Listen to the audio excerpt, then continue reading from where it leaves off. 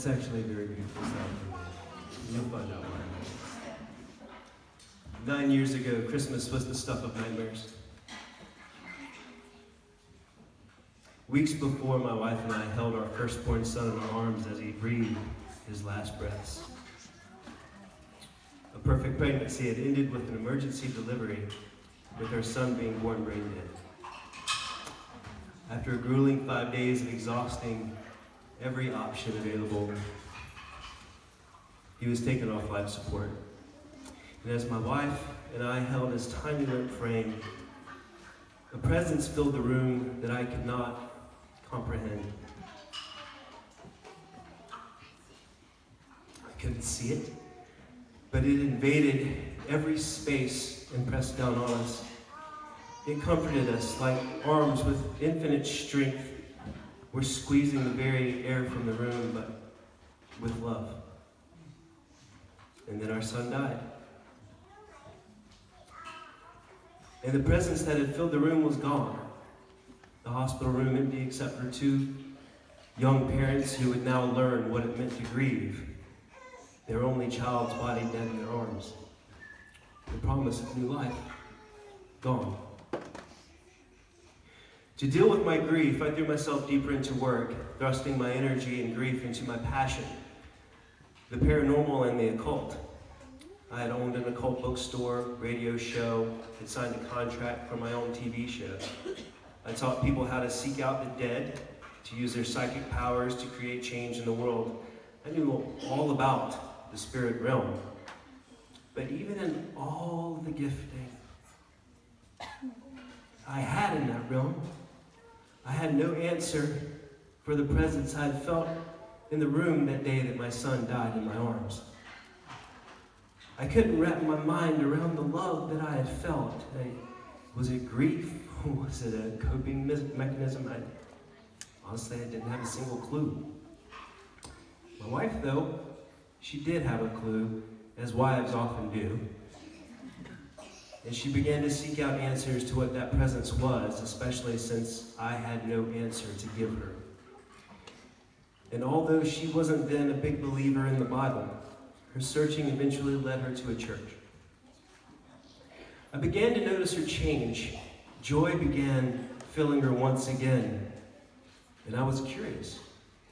One day she asked me to go with her to church, and partly out of curiosity, partly out of believing it was simply a phase, and mostly because I love her, I went with her. One visit became 2, then 3, then a few months. And then she asked me to get baptized with her. And because I loved my wife, I agreed. But it was after my baptism that I came face to face with the presence that was in the room the day we held our son as he died. Then I recalled other times in my life where I sensed that same presence.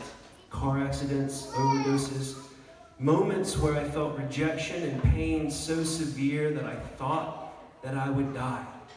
That presence that had been there waiting for me. Waiting for me to just lift up my eyes and notice him. Jesus, the Christ, the Messiah, the only begotten Son of God. He wasn't angry at me. He wasn't disappointed in me.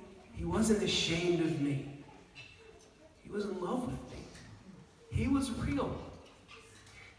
He is real, and he isn't like anything I could ever imagine. I could feel him. I could touch him. He spoke my name. And I knew that he knew everything about me.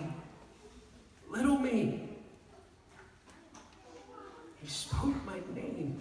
And he knew my pain, and I could hear the pain in his voice when he said, I never wanted any of this for you.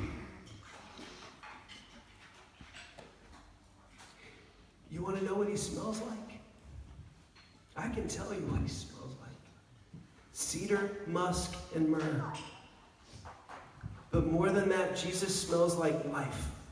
He smells like love, because love isn't a part of him. He is love.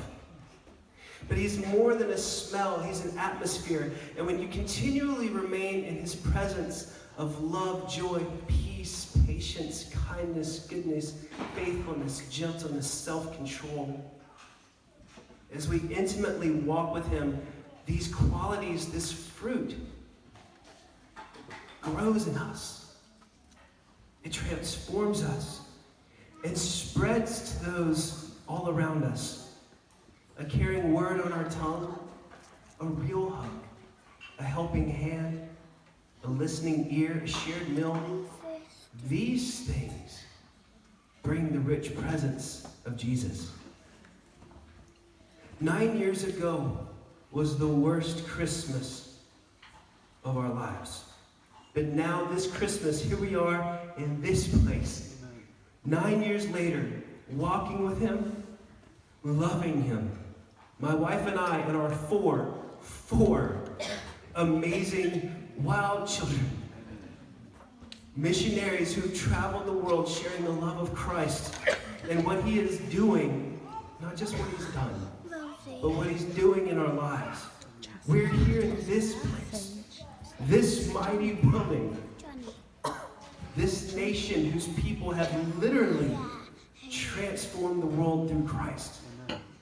We've been called here in this moment, in this place, in this building tonight, for such a time as this.